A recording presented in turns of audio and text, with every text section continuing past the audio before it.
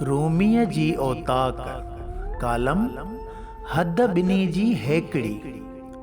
दरवेश अज पंहिंजे आयल ज़ाती दोस्तन सां गुफ्तगू में गुम हो। चवंदो रहियो हिकु अबो ऐं अम्मा, अचण ऐं वञण वारो गस बि साॻियो। चमड़ी जी थोरड़ी मटा सटी बावजूद उज़वन वारा औज़ार बि साॻिया। कलफ काटन ऐं बोस्की फिटिंग 3 पीस सूटन बावजूद आख़िरी कपड़े जी माप बि हिक जहिड़ी।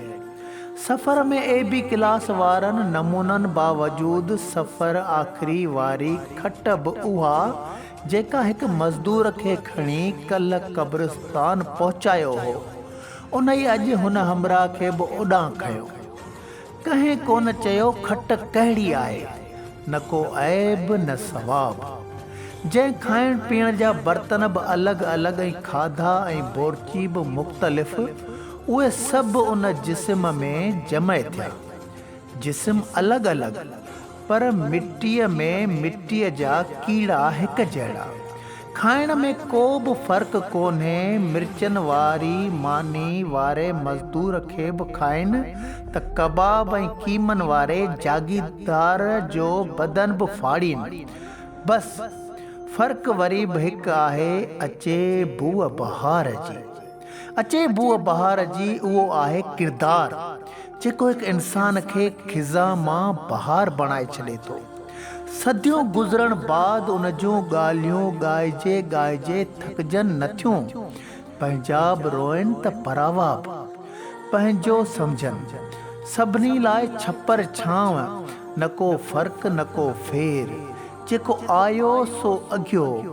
अहिड़ा अनमोल इंसान सच पच तोहफ़ो आहिनि इंसानियत लाइ, जेके ॿियनि जो ॾुख पंहिंजो सम्झनि ऐं पंहिंजे सुख में ॿियनि खे शामिल कनि। बसि दरवेश जी रिहाण सफ़ा मोहे विधो।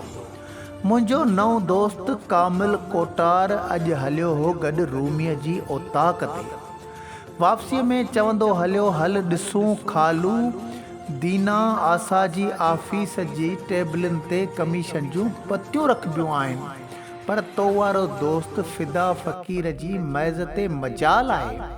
कंहिंखे का अहिड़ी शइ रखे। घरां हिकु मानी सड़ियल रुमाल में वेढ़े ईंदो आहे, जंहिंखे 5 रुपयनि जे पकोड़नि सां वेही खाईंदो आहे।